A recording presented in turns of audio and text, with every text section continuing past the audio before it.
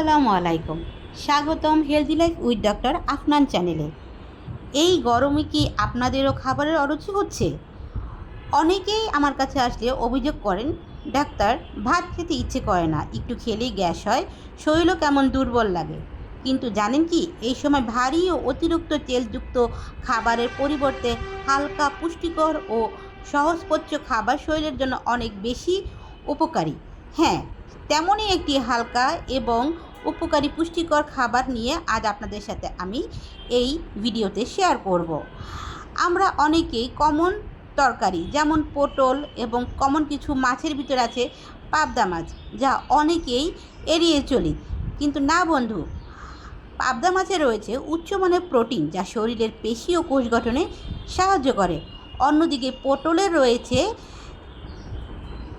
Dietary fibre, যা হজম প্রক্রিয়াকে স্বাভাবিক রাখতে সহায়তা করে।